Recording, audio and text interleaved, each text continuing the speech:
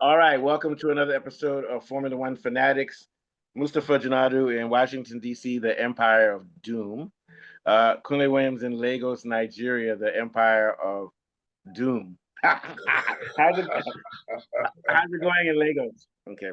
Doom in America, gloom in Nigeria. So it's Oh a yeah. wet and Well, at least this rainy weekend weekend. we've got Baku. Thank God. Actually, thank God for Formula One. It's a ritual for me, starting from free practice. I just lay in my bed and watch and drink wine. All right, so let's get started. So we're going to talk about Baku. So a lot like Monza, Baku has some high speed characteristics and long straights. And even in its slow speed area is a succession of corners from, let's say, 7 to 8 to 9 to 10 to 12, 11. From 7 to 18 is a bunch of 90-degree turns. But that's the slow speed section, which is going to require a lot of tracking and braking. But it doesn't have extensive corners, it's just edges. So with this track, because it doesn't really have any extensive constant radius corners, you don't need to have high downforce. So like Monza, it's going to be low downforce. It's got a very long straight uh, in sector 3. So that long straight is going to play to the advantage of Red Bull again, which has a high top speed. Ferrari can do well on a long straight too. So what this track is basically is a tale of two cities. One area is made up of long straights and sort of 90-degree turns, but medium speed corners. But the area from 7 to 16, which looks like a octagon. That's the slow speed section. But once again, as I said, it's slow speed, but it's not going to wear the rear tires out because it's basically edges. There's no real long corners at all. There's no long corners on this track. So because it's a hybrid of some slow speed characteristics and high speed. Um, the fact that Red Bull has an advantage on the high speed part is going to be mitigated somewhat by the slow speed part, which is going to be McLaren. They're going to do very well in those 90-degree turns, that octagon looking thing of 90-degree turns. So I think, like just like in Monza, Verstappen's going to do well, but slightly not as well as the Ferrari duo. I think they'll probably have him here, but don't rule him out because we know that Verstappen is a maniac. So just because I'm saying that the McLaren guys will go 1-2, it doesn't mean that they will.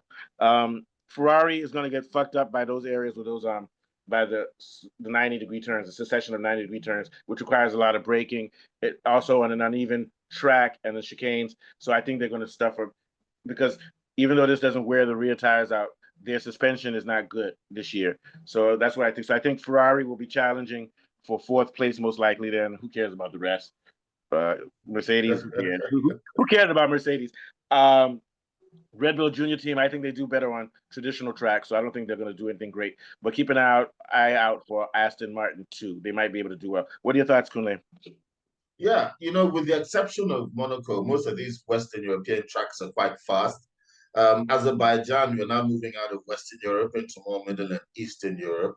And when we go to these second world countries, some of these tracks are not so exciting or not so fast. I think Baku is probably one of the few tracks that is actually quite an interesting track. It's a fast track.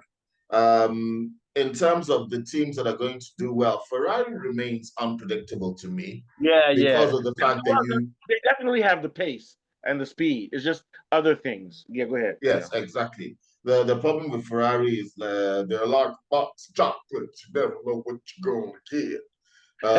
So they're very unpredictable. They could be brilliant one day, disaster. They go from brilliance to disaster. This is not a Mercedes track. Mercedes are going to remain largely anonymous for this race. Again, they need to do something about their powertrain. They haven't got enough straight line speed. They need to, I think for Mercedes, that's their only real biggest major problem is that they need to get a little bit more speed into their car, straight line Yeah. speed. Yeah. But I think Red their problem Bull, is their wing. Ever since that flexi wing was banned, they've struggled a lot. Because I think they've yeah, put more downforce because they don't have the stability of those wings, those flexible wings that can help them on high speed. Yeah, go ahead. Yeah. yes. The Red Bulls, the Toro Rossos, and the McLarens are going to mix it up right at the top. Yeah. I don't think, but obviously not both Toro Rossos. There's always one Toro Rosso and one Aston Martin that sort of trespasses into the area of greatness. and they seem a bit lost, but they always come apart in the race, in the final Yeah. race. But they do impress in a lot of the It qualifiers looks and the like a lot of them coming practices. apart in the race is just bad luck. It's not even the car. But go ahead. You know what it is? Yes. They keep getting hit by guys like Antonelli or Liam Lawson. Somebody always does something stupid to them. Go ahead. Yeah. Yes, and I think the last race, whose car? One of the cars lost power, and they weren't Oh doing yeah. so badly. Alonso's, and he was. I think he could have come top 5, top 4. You know. Yeah, exactly. That's another problem that some of these up and comers have in terms of reliability and All right. consistency at the top level. Okay. So let's get back. So we're going to talk about the main. Sure. Did you have anything you wanted to say that was important? I was going to focus now on Oscar Piastri versus Norris on this track. But yeah, I'll let you finish your thoughts first. Go ahead. Yeah. Okay, no, I'm ready to go straight into that. So we all know that Lando Norris has more reckless abandon. I'm saying it in a good way. He's like Verstappen. He likes to carry a lot of speed into corners and brake late. We know that the opposite is true of Piastri. Piastri is more cautious and finds and puts it right a little bit at or below the limit, and therefore tends to make less mistakes than Norris, especially this year with Norris, who hasn't been feeling the front grip of that car well. So Norris will either put it into the wall or make a stupid mistake and come Q3, or he'll have a fantastic lap and come Q1. I mean, come P1, not Q. Thank God I caught myself this time saying that. I see that a lot. QP is all the same. Anyway, the idea is that perfect example in Monza, Norris almost didn't have a qualifying time. He almost went out, or he had a slow time. Then he put it a fantastic time and beat Piastri, became slightly slower than Verstappen. So the thing about Norris is that he plays dangerous, and I think that's why Piastri is going to have the advantage here, because those tight succession of corners, which creates basically a 360-degree, I call it a polygon, that polygon area. Norris is going to be more patient.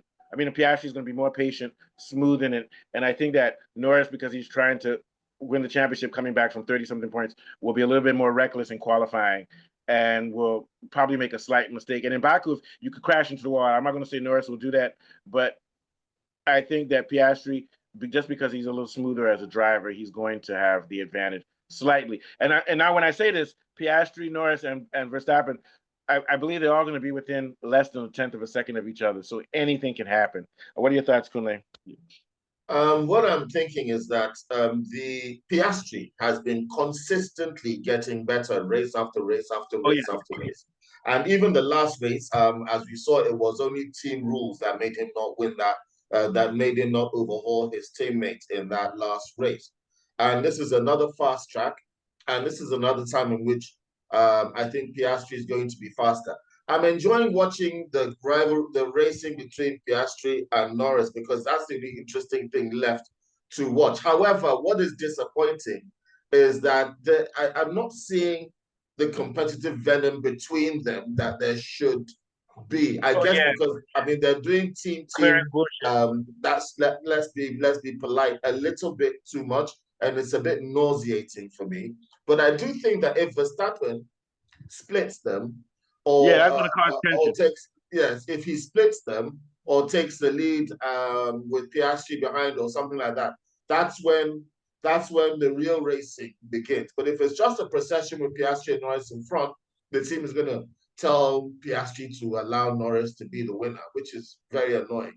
The only time that Piastri seems to win is when Verstappen or Leclerc has mixed it up, caused a lot of confusion. I'm being actually a bit biased. I'm not being totally accurate here, but I do think that when a lot of mayhem is being caused, that's when Piastri is sort of told, all right, since anything can happen, you go ahead and get those points so that we can win the constructors and we can Well, challenge they're going the to win the title. constructors this weekend, so that's not a Yes, problem. but if The they're focus going now is to on the yes, driver. Yeah. but if there's no struggle and those two cars come out on top and they dominate in a 1-2 formation, will McLaren allow them to race if Piastri is ahead and Norris is looking slightly faster, but I'm Piastri tired of decides to McLaren. defensive drive McLaren is bad. again? They're bad for F1. I'm tired of them.